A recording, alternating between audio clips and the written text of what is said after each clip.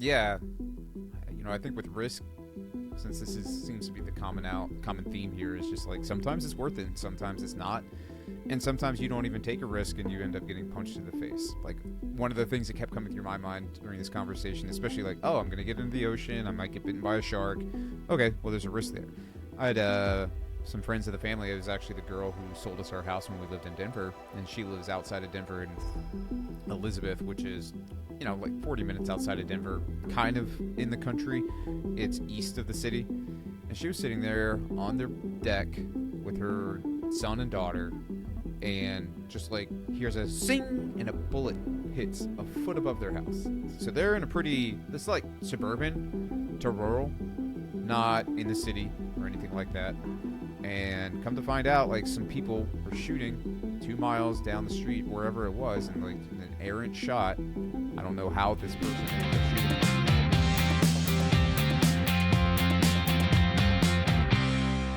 shooting. Like, critical. Where were the shark attacks? Critical. Face. I think around the Destin, Florida area. Okay, let's check that out. It's interesting because typically North Carolina has some of the highest rates of shark attacks. Yeah, they've got a lot of bull shark attacks up there, and so does like New Smyrna, Florida. New Smyrna gets a lot. I surfed there once.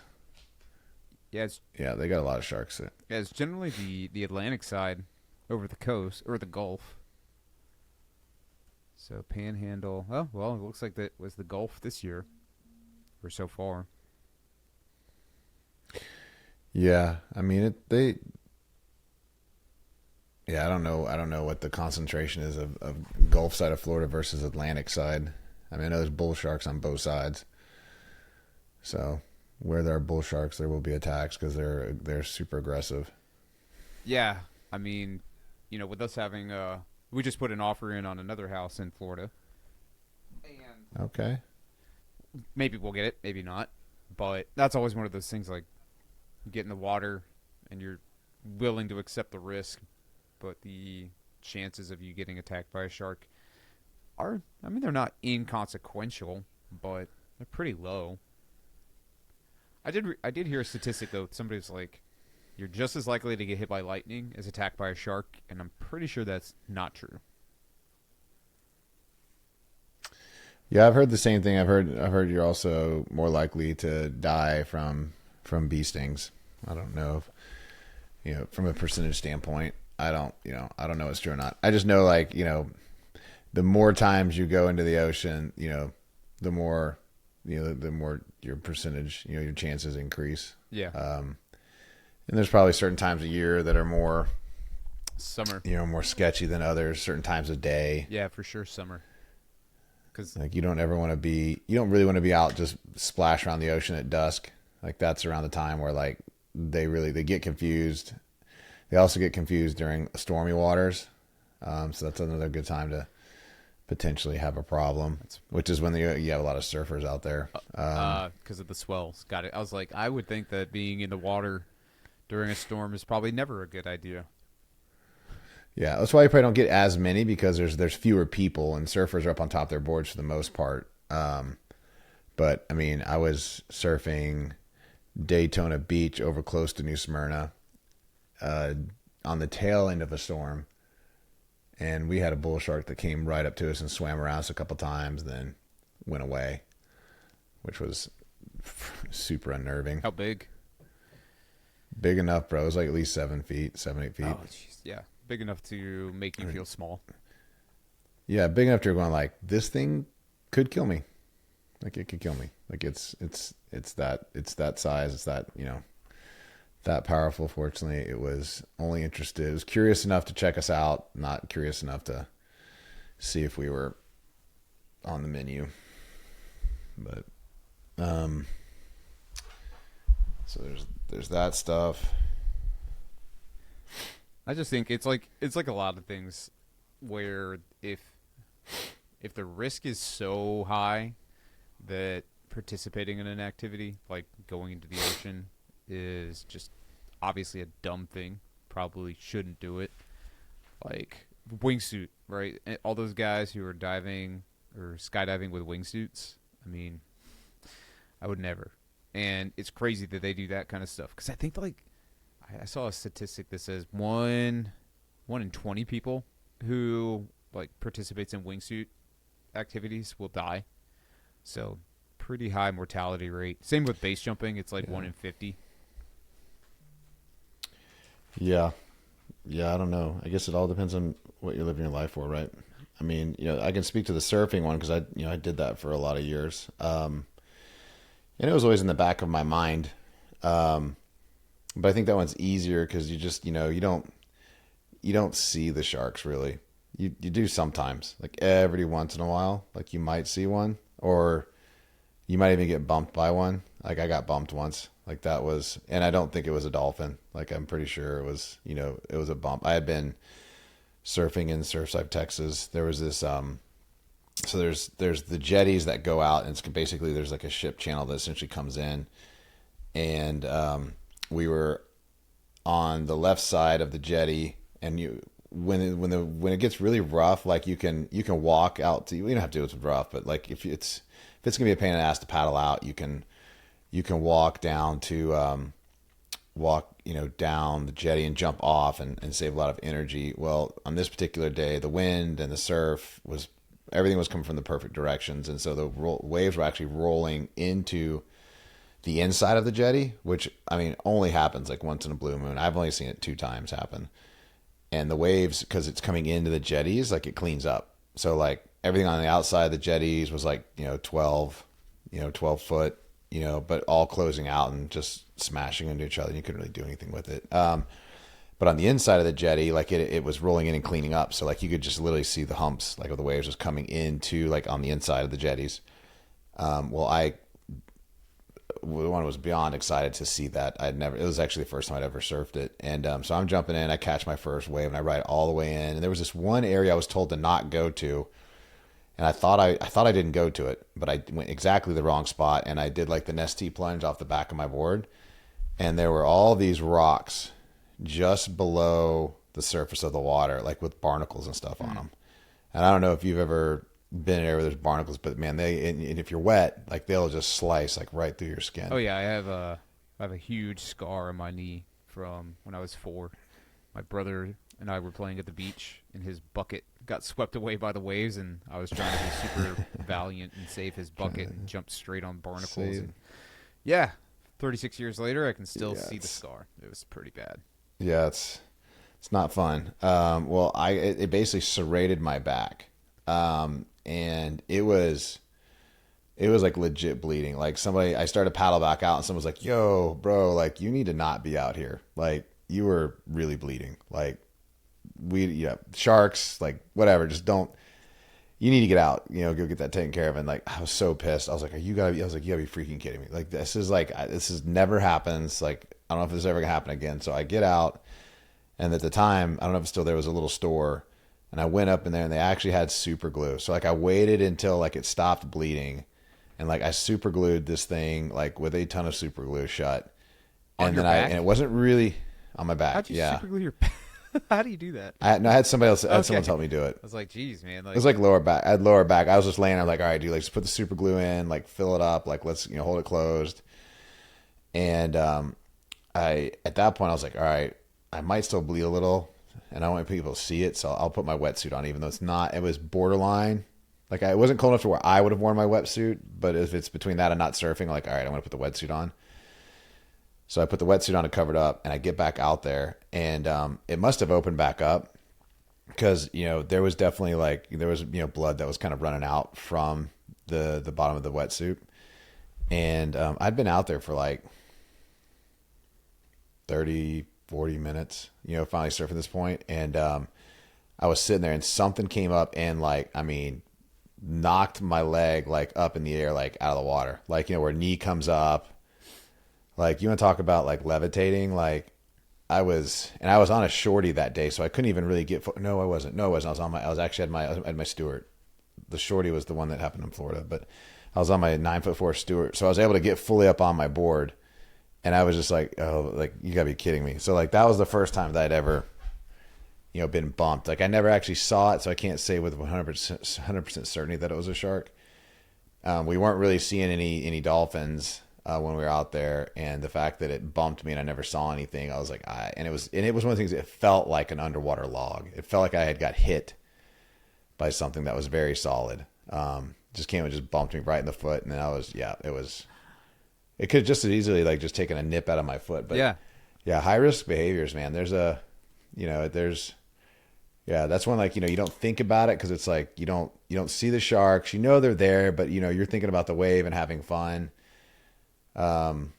But there's also like there's a balance, right? Because it's like you don't want to not enjoy life and do things that are exciting. Worrying about what could possibly happen. I mean, there's a balance. Like you don't. Yeah, and I think that's like how a lot of that kind of stuff should be approached. I mean, for these 3 people who were attacked, like they took that risk, and they're the unfortunate people that have to deal with the aftermath. Like, I mean, life doesn't happen without risk. And it's one of those things too, like, I don't know, like, I think that it's okay to become risk averse in some areas of life, as well as to become more willing to take risks. Like, man, when I was in my 20s, I would do some stupid stuff, like driving drunk all the time, or actually drinking and driving. Like, hey, I'm going to go to work. I better pour myself a drink and drink on the way to work. Stupid risk. Like, what would have happened had I been pulled over? What would have happened had I gotten into an accident? Like, there's no reason to take that kind of a risk. And then, of course, like, the older you get, or not even the older you get, like, the more often you're on a plane, the more often you're in the ocean, the more often you get into a car. Like, those are risks that increase your odds of something bad happening. I did one, like, it's kind of funny, like, with these shark things. So last year when we were down in Hernando Beach, there was this little beach called Pine Island. And it was a really cool area because the water it was not quite crystal clear, but, or not turquoise. So clear enough that you could see, but not turquoise like the rest of Tampa area. And it was just a place where lots of kids would come out, and it was shallow. You could walk like 300 yards out, and it may be to the tops of your thighs. And so we were in the water there, and I saw this little bonnet head, which is like a hammerhead shark. Probably like 2.5, maybe 3 feet. Nothing crazy big, like wouldn't kill you, but it was swimming around all these kids, like, and I'm just like, I start yelling, "Shark, shark!" And I was like, did I just like freak everybody out over nothing? But at the same time, I'm like, no, that thing could definitely take off a little kid's toes, like without a doubt. So part of me felt weird about yelling shark over something that was barely 2.5 feet long or 3 feet long, but the other part of me was like, I don't really care. Like, I wouldn't want my kid to be bitten by a stupid little, especially like a stupid little shark. Like, oh, how did you lose your toes? Oh, this little baby shark bit me. Like, might as well get bit by a 30-foot great white if you're gonna lose an appendage. Oh gosh, man. Yeah, I think I'll opt for the smaller shark. Yeah. I don't care if it's a weak story. That's a gosh, man. Yeah, the craziest thing about the shark stuff. Well, the most interesting. I think it's what's predictable though too. Like horrible what happened to the people that were attacked. I mean, that's just hate hearing about that when people are out there trying to enjoy vacation and stuff like that happens. And it is it's like anything else. It's like you walk outside and you can roll your ankle and break your ankle. Like, it just, any random thing can happen anytime. But the thing that also really jumped out was like how sensationalized that became. Like, next thing they're just like the way they sensationalize it. Next thing they're showing aerial views of like all of the sharks that are currently migrating like through the Destin area, and they actually, it wasn't necessarily portrayed as like, oh, this is your typical yearly migration where the black tip sharks typically migrate through this area, and there's like hundreds if not thousands of them coming through. It's like, this is, and I seriously doubt those people were attacked by a black tip. I don't know. I mean, I don't even know if I've ever heard anybody getting attacked by a black tip before. It's usually like a lemon shark or a bull shark or a tiger shark or something like that, or a mistake. And like they might think with surfers, you got surfers sitting on boards and like their feet look white and their feet are just sitting there moving around. It looks like the belly of a fish. That's why lots of people get nipped on their feet, because the shark comes up and mistakes it for prey that they typically like to go after. So, but the part that that I stood back was like, man, here we go again. Like the media is absolutely overhyping this thing. Obviously, it's newsworthy. Some people got attacked. Like they're doing their job to a certain extent, like letting people know like Florida beaches are closed. But then it's where like things get a little questionable when they start putting things out there like that, where people are like, oh my gosh, like thousands of sharks, or we got a Sharknado situation going on. Yeah, I mean, when I was down in Tampa or in Clearwater for the 2 months that I was there, I think 3 people died at the beaches. So one day at the Indian Rocks beach, I think it was a swim team from Canada or something like that, somewhere up in the north. They all go out into the water. They're like, just swim 300 yards out, swim back. One of the kids goes missing. They find his body the next day, like a mile down the beach. So who knows what happened to him? You would think he's a competent swimmer, but something happened. Then a few weeks before that, this guy and his wife were riding their jet ski, 6-year-old people, and he fell off and drowned. And then there was another drowning. So it's like people die at the beach all the time. And you're right. Like the media just wants to have something to feed the hype machine, which is, I mean, yeah. Yeah, I mean, there's Riptides, there's Undertows. I mean, the Riptides are. I mean, some people in my family, they thought they were going to die in a Riptide recently. The whole family almost got caught, like, and they were able to get the kids out, but then the mom and the dad got stuck in it, and they literally thought they didn't think they were going to make it. Like, and then they finally, just this year, like yeah, it was probably within the last year. That was when you were in Florida. They were down in back in April. I think they were down in Mexico. Okay. I think they were down in Mexico. No, I wasn't there. It was before that trip. Okay. When they shared it when we were there, like, basically their account of it. So they were, a lot more.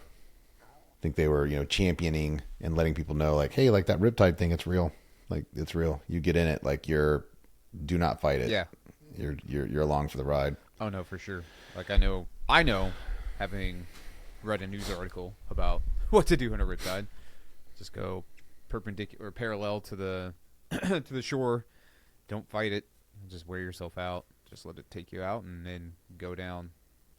Like angle yourself to a different part of the beach, which would be pretty hard for me because I probably can't swim more than 200 yards without getting super tired.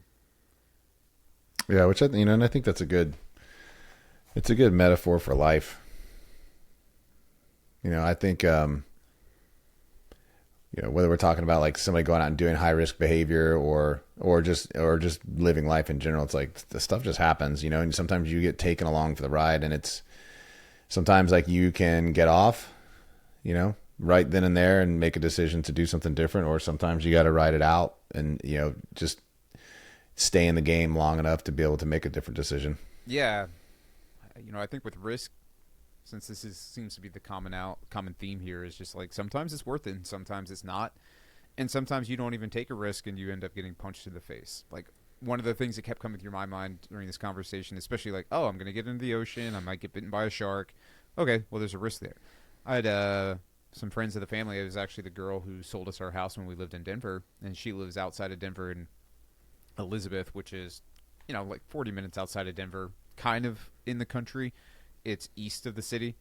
And she was sitting there on their deck with her son and daughter, and just like hears a zing, and a bullet hits a foot above their house. So they're in this like suburban to rural, not in the city or anything like that. And come to find out, like some people were shooting 2 miles down the street, wherever it was, and like an errant shot. I don't know how this person ended up shooting where they did, but like an errant shot just traveled 2 miles and hit right above their heads, like literally a foot above their heads. So it's like, I mean, are you calculating risk when you go out on your back porch? No. Anything could happen. And then of course, like you've got the all these stories of people who are taking outsized risk and getting away with it. I don't think that it really. I think you just have to weigh your options, and then also understand that like at any time anything could happen. And so I think you should be prepared for your inevitable demise possibly happening when you least expect it. Having a plan for that, even, right? Like having a faith system, like we've talked about plenty of times. It's like you're gonna die. you probably won't die in a manner that you expect. So it's a good idea to have thought about what happens when you pass into the great beyond. Yeah, no, for sure. Yeah, I mean, man.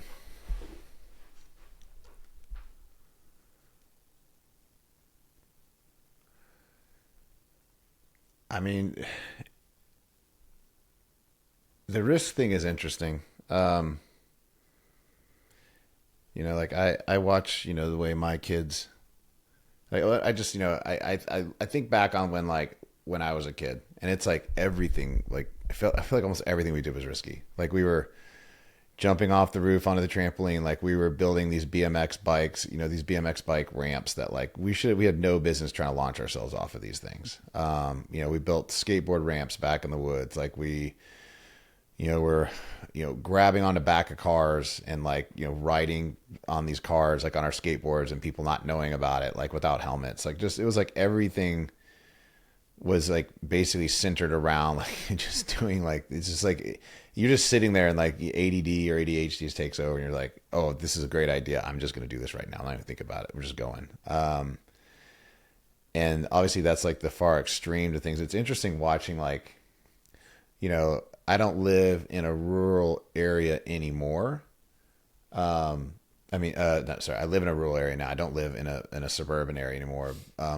It's been probably about 7 years since I have, but when I did, even 7 years ago, I did not see the kids. I didn't see the kids or people in general. Just I feel like the divide. I feel like the divide's gotten bigger. Like there's the people that take risks now, and they're like really, really out there, like extremely extreme. And then there's like this other side of the spectrum where it's like very little risk at all, and it's almost like there's no in between. Yeah, I know growing up that we did a lot of crazy things, and I'm trying to think if that even happens now. I'm sure it does. I mean, I don't really know any teenagers, so. Well, I'm sure any ER would probably tell you it does. Yeah. I think that the risks that I take now are less costly for my physical being, right? Like I rarely do anything that I'm like, oh man, if I fall, I'm really gonna regret this. So, but as guys, man, like and I can't speak to the better side of the equation as far as the feminine energy on this, but like as guys, like admittedly, like I've always participated like in things like that. Like I did MMA, like I was a pilot, like I did boxing, like anything that was shooting, like football, lacrosse, like if it involved like crashing into another person or hitting or getting hit or lots of speed, like I was always drawn to those things. And now at 46, to your point, like I'm in this season where I still need like the challenge, like I need like that dopamine, adrenaline, endorphin hit that you get from doing things like that. But it's like reconciling and figuring out where's the balance, like based on the season of life you're in. Like I mean, like we've got a company that we run, where we're responsible for things running and growing and continuing to be able to provide jobs for the people that we're fortunate enough to get to work with, taking care of our families. Like it's like, I'm just curious, like how do you, like for you, how do you balance that out? Like how do you decide, or how do you maintain like that masculine energy? Because there's an aspect of like, and I use masculine just because I'm a guy, and like there's a certain level of like aggressiveness or assertiveness, or confidence that you want to maintain, and there's a mind body connection. Like the more physically competent you are, like the more at least for me, the more like the better shape I've been in, the more in tune I've been with my body. Like that's always translated over to being sharper mentally. Yeah, I was kind of like you minus the contact sports, because I was so small growing up. I didn't really feel like getting demolished, but Yeah, you're better off. yeah, well, if it was something that involves speed, getting up in the air, like tried to become a professional snowboarder. Most of my friends when I was in college and after college were professional snowboarders, and truth be told, like the amount of risk that I took back then, like I had already mentioned the drinking and the drug use and everything, like I didn't honestly care if I died because nobody depended on me. Nobody depended on me to exist. Sure, my parents had been very upset had I passed away, but I was just always like, whatever. Like I felt such a way that like death didn't really bother me all that much. As soon as I got married and had a kid and then had another kid, I was like, oh, I can't. I was probably actually okay with not dying before I got married, but especially that was reinforced through having children and having a wife and realizing, oh, I'm here to build something. I'm here to maintain relationships, build relationships, leave a positive impact on the world. I didn't have that mentality in my 20s. So I think what I have now when it comes to risk is really it's just like it's a time management thing, like pursuing things that are uncomfortable or not all that fun in order to provide a better impact. Like that's a risk reward, right? Like so many people, we're actually going through this series in church which are around like idols in America, and a lot of people pursue leisure or they pursue comfort or they pursue something else to make them feel good in this present life. And I often eschew doing that, like not entirely, but like, working out. You've even seen it this past 2 weeks. Like I'm adding the whole put on a weight vest and then put on or get on the treadmill and work while I'm working, just because like I'm like this is a better way to go through the day. And so the risk is a little bit different, but I think what it ultimately is like I am not allowing myself to give into pleasure the way that I would have even a couple of years ago or even a couple of months ago, because I'm like I think that there's a better way forward, and it's probably going to hurt a little bit more, or it's going to, in some ways impact my life. I wouldn't say negatively, but like it's just not fun. And so that's a risk that I'm willing to take, knowing that I want to level up in a bunch of other ways. Like, I feel like if I can do this with my physical fitness, then that means that I can probably overcome some negative behaviors in my life that I view actually positively. Like, hanging out on the couch on a weekend and watching a movie. Like I don't actually need to do that. It doesn't benefit me in any way. So that's a risk. And of course, like I can hear people possibly saying, well, you should be allowed to relax. And I'm not saying that I shouldn't, but like that's a risk because I'm giving up something that I would normally like to do in an effort to enhance my life in other ways and to provide value in other ways. And I think that, even with the business, like there've been a lot of times where it feels like a white knuckle ride, and then like all you can do is just put all your chips in and say like this is already feels like it's going off the rails, and we're just gonna go all in and double down. And that feels scarier than just about anything, especially when the thing that you're working to preserve and build, like you actually have a vision for it getting even bigger. And then like on the flip side, if your gamble doesn't pay off, like it could all just blow up in your face, and that feels like a really big risk a lot of times, like probably every day. Yeah, it does. It is a risk, and maybe it's a higher percentage risk than having a W-2'd 9 to 5 existence. And there's nothing wrong with either. Like it's just I think it's so individualized on like what gives you fulfillment in life and what the way you're wired. But they're both risky. I mean, I was just with somebody, again, another family member, and like, someone very close to them, like just recently got laid off. There was a big round of layoffs, and it's like, that's, it can happen. You can have adversity in that existence just as much as you can, in the entrepreneurial one. So again, it's like, life just has a way of happening at times. Like you're out there, just like whether you're swimming in the ocean or you're surfing, or, you don't have to be doing anything high risk for something to happen that challenges you. So I think one of the things that, like, as I think about that, like, it doesn't matter how old you are, you should always be growing. You should always be evolving and innovating and pivoting and like, paying attention to what's going on in the world, what's going on with yourself. I think I was listening to somebody earlier and they were talking about how if, I think it was, Stephen Covey Jr. He was talking about how, as soon as you stop learning, like you're old. Yeah. Like you're old. Like you're not as relevant. Like stuff starts to pass you by. And so regardless of whether you're, and I guess whether you're more of a high risk person or you're a low risk person, the one thing you need to be doing is that you need to be evolving and growing. Like you need to be sharpening your skills no matter what the area of focus is, because life can pass you up, or you can miss the moment where it was your time to strike or pounce and take advantage of something, and or if you're an athlete, like split seconds decisions and readiness is the difference between breaking bones or potentially having more severe consequences. Yeah, I don't think that there's there's a situation in life, or even there's nothing where there is risk and no risk. There's always risk. So we can go back to the example of going to the beach. Let's say that you decide, I don't want to get into the ocean because I don't want to get attacked by a shark. And then you kind of back that up to think, I don't even want to go down to Florida.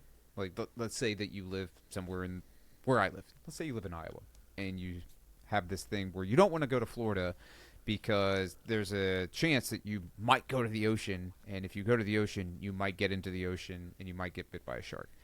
Then you decide, I'm probably not even going to go on vacations and travel very far because I don't think that it's very safe to travel in a car over long distances. My point here is that if you're deciding not to do things, then you risk living a life that is unlived, right? You can just kind of atrophy and become somebody who is hermetically sealed off from the world. It's the idea that C.S. Lewis says about love. For instance, he says, I can't remember the exact quote, I'm sure we could Google it, but when you decide to love something, what you do is you render your heart susceptible to being pained or to being hurt or to being broken. And so a lot of people decide, I don't want to love another person, I don't want to love an animal, I don't want to love a thing because I can't stand to have my heart broken. And so they live bitter, myopic, and very sheltered lives. And because of that, they have no joy, they have no gratification, or they don't have the full expanse of the human set of emotions because they've just closed themselves off. And that's a risk too. I can't imagine going through life where you just keep your heart away from others and you don't allow yourself to love or be loved because you're just that afraid of having your heart broken. I think that that's where there are many times where your decision not to do something because it seems scary is also costing you in ways that you might not be able to realize at the moment, but then when you reflect back on your life, you can see, oh wow, I ended up losing out on a lot of opportunities because I was just so scared to do something. Yeah, absolutely, man. Yeah, I think, when I kind of step back and I think about, where we're at in this conversation, I think, again, kind of going back to growing and evolving, I think, one of the biggest things somebody can do, because if you're asking yourself, and I ask myself this all the time, it's I want to be pushing myself. And so what does that mean? Because I think lots of times, especially guys, and again, the ladies may be just as guilty of this as we are. I think lots of times we will go to extremes, or we will have a false sense of, our own abilities at times, or we'll think back on I used to be able to do this. I used to be able to drop in on a 6 foot, 6 foot plus skateboard ramp. I know I could not do that right now. No. If I dropped in on it, I would face plant so hard, or I would do something that would be very painful. But I think, it's easy honest, for us to. If you dropped in on a 6 foot ramp and pulled it off perfectly, you'd still probably tweak your back because you're old. Something for sure. Yeah. Absolutely. Or my right knee that only has 50% of the meniscus left in it would hate me for the next 2 weeks. Even something. If you can do so it. No, for sure. If it's so painful. Gosh, man. Now I want to go find like a 3-foot ramp and like see, all right, can I do 3 foot? And then it's like, oh man, I've got such an obsessive personality that if I started doing that, next thing you know, my wife would be like, are you at the skate park again? Like, no. I'm on the vert I ramp. see you on Life 360. See you on Life 360. But where I was going with that is that I think the thing that like the mindset that I've adopted more recently, or I would say over the last last couple of years, not including when I was really sick, but is like finding an area to push myself and not being so worried or caught up like in like how big the push is. It's just that I'm always moving in the direction of like growth, like getting out of my comfort zone. Right. So I think I think that's a good way of. Now, granted, you can stay out of your comfort zone and inch your way to the point of where, like, you're doing things that are like at a much higher risk, whether it's trading or it's starting businesses or it's, going for like the next big promotion or it's, doing whatever it is, like physically, mentally.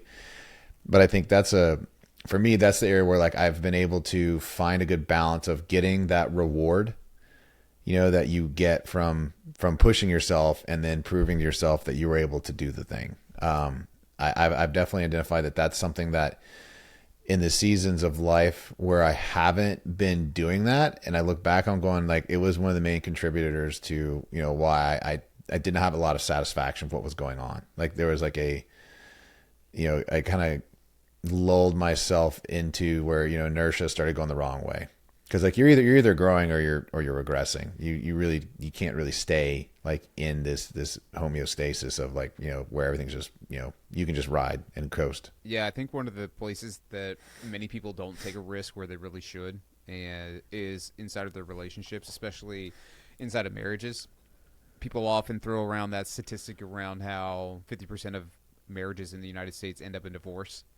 And whether or not that's accurate, because part of the explanation behind that divorce rate is serial divorcees, so people who get married and then get divorced and then get married again and divorce, like that contributes to that. So whether or not that's accurate, it doesn't really matter.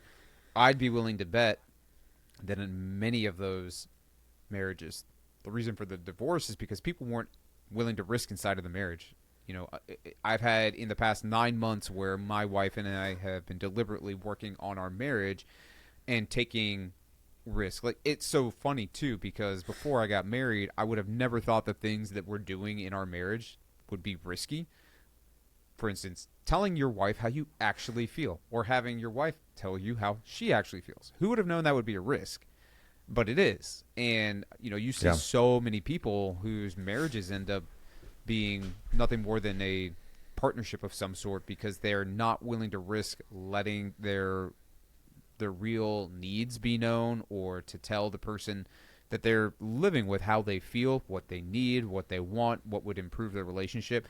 And I see that all the time in, Instagram's going to throw up some stupid I shouldn't say stupid, but they're going to throw up some little reel about how to have a better sex life, right? And then I always want to read the comments because I'm just curious what other people say. And all these people with sexless marriages, and I'm like, it's because you're not actually communicating with your spouse, because that is scary to you, and so you won't do it. And then here you are now just like having sex once every 6 months because you have decided it's not worth the risk to be rejected or to be known by your wife, and so you just sit there and suffer in silence. And that's true for so many different things. It's really easy to see in a relationship because like you get to experience that every single day and probably ruminate on it and complain about it, and it's just because you're not willing to do something that is scary. And that's unfortunate. And I think that I was going to say, even back a couple minutes ago when you asked me, one of the things that I do now when I entertain risk is I ask myself, will this benefit my family?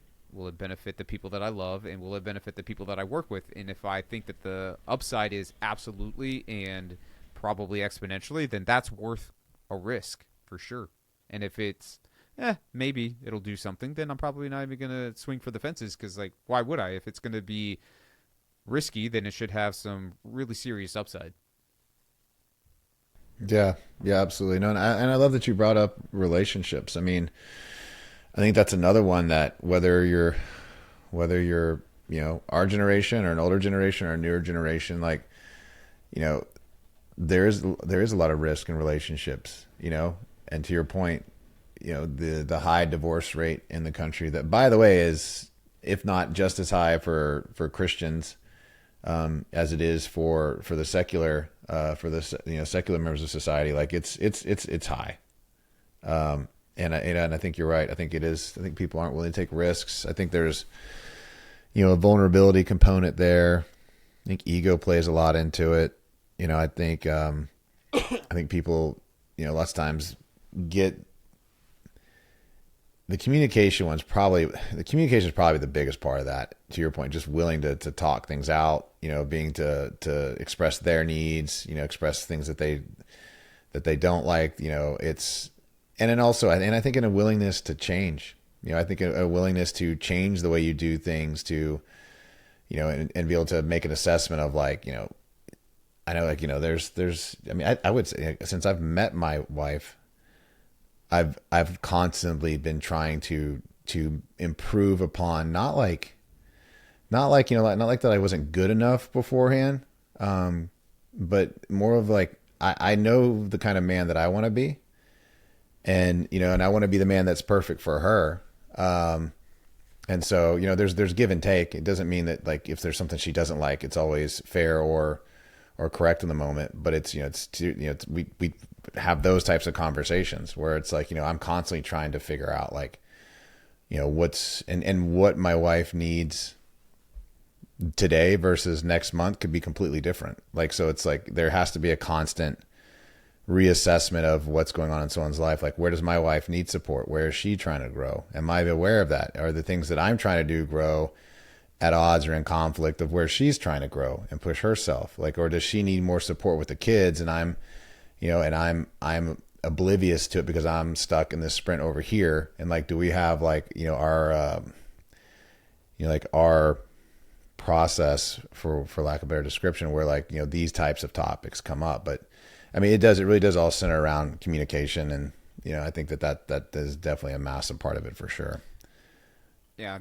That's where, with so many of these things, like there's really no area in life where risk isn't present.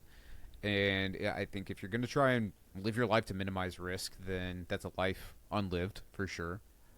Ultimately, I do believe that there's some risk that most people probably shouldn't pursue, because the risk is not worth the reward. If you're going to be a drug addict, that's a pretty high amount of risk for very little reward. If you're going to be going to the beach with your back bleeding or the jetty, just to get another session in, catch another wave, right? Probably not worth the reward. But at the same time, I think that if you're going to go for something big that it has a potential upside that you really can't deny, you should probably pursue that, especially if the risk is bankruptcy, for instance. I mean, bankruptcy, sure, it sounds scary, but not that I've ever gone through one, but it's also something that you can totally recover from. If you're going to go dive off a 150-foot building and you've never done that before, it's probably not worth the risk, because the chances that you're going to break your back and drown are 100 to 1, or 100 to 99 to 100. Like, pretty good. Should probably have just gone 1 to 2 to 1. That would have been a better example. Yeah. Yeah, and if you are going into higher risk situations, it's like, hedge your bets. Yeah. Make sure you've got like the support system around you to be able to minimize any of the potential damage. And I don't even like thinking like that. I mean, even though it's like you run these kind of these decision matrices, matrix, and decide like, okay, here's the cost benefit, or here's the lever of risk versus reward. I mean, I think we all are constantly making those assessments, but it's like stacking the deck in your favor, having the people. Like, I got a buddy right now that's, he's about to go do his very first jiu-jitsu tournament, and he's got, he was considering not even doing it. And I'm blanking out on the guy's name now, but he has one of the premier black belts like on the East Coast who offered to like actually coach him at the tournament. And I'm like, because part of his thought process going into, he's like, like, what's the point? Like I'm at the age I'm at now. Like, is this what I really should be doing? And then at the same time, it's like, he's been pushing himself. Like he just got his purple belt. Like he's been on the path and getting after it. And it's like, I don't think that that's super risky to go and test your skills out against other people who have also been training. It's a fantastic community. Iron sharpens iron, but like, he was considering not doing it. And then when this person offered it up, he was just like, how do I say no now? Like, he's like, I've got like one of the best in my corner. Like I've been pushing myself. Like this is kind of like the risk is worth, the risk is worth the possible reward or, possibly, getting hurt or whatever it is. Yeah. And I think that being hurt would be about the number one thing that could possibly happen to him. Right. Yeah. Yeah. I think about, anything could happen, but yeah, I can't remember the last time. I don't know if I've ever heard of anyone at a jiu-jitsu tournament, actually having something catastrophic happen beyond just like, their arm gets snapped in an arm bar or an ACL gets torn or something like that. Yeah. Or a neck gets cranked really hard and they, maybe a slip disc or something like that. Right. Yeah, I think about that with relationships, about the risk of what happens if you don't communicate to your spouse what you need. I mean, you're just going to continue living in misery. And if you go, this is where, like, is the risk worth the reward? Oh, I think the risk of not trying to open lines of communication is much worse off, or like that you're going to be much worse off if you don't take that risk than if you do. Because the only thing that's going to happen is maybe you go and you're like trying to open up lines of communication and they rebuff you and like you have wounded pride. That sucks. But guess what? Like that's pride. It's easily fixable if you decide that you are not if you're not as tough as you think you are or whatever it is. Like I remember when I was single and you think to yourself like, I would really like to get into a relationship. The only way to do that was to take the risk of going out and trying to talk to a girl and trying to get her phone number. And right. I mean, getting shut down sucked, but I actually got to the point where I was like, I think getting shut down is actually kind of fun because I feel really good about the number of times that I put myself out there and got shut down. Because what would have happened if I hadn't? Then I would have no success whatsoever. And this is why so many people today are part of the incel, whatever you want to call that, a community, because they're just like, it's just too hard. I'd rather stay at home and play video games. And that to me is just absolutely crazy. And of course, it's why, it's interesting. The replacement rate for the United States population is 2.1 or 2.2 live births per family. And we're at like a 1.5 to a 1.8, depending on which studies that you're looking at. And that's because so many people are just too scared to go and find a partner that they're going to marry and have a kid with.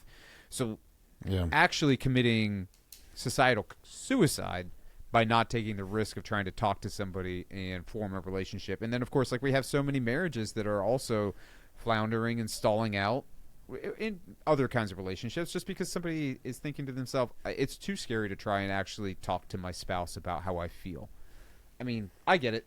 Plenty of men are not very good with feelings, and that's because they're just scared. And it's really funny to find out that there are so many emasculated men out there who are really not about their feelings. And I'm not saying that everybody needs to get all weepy and, be in touch with their feelings all the time and just be a bleeding heart type person, but at least like understanding that you're not being in touch with your feelings is actually because you're kind of a pussy.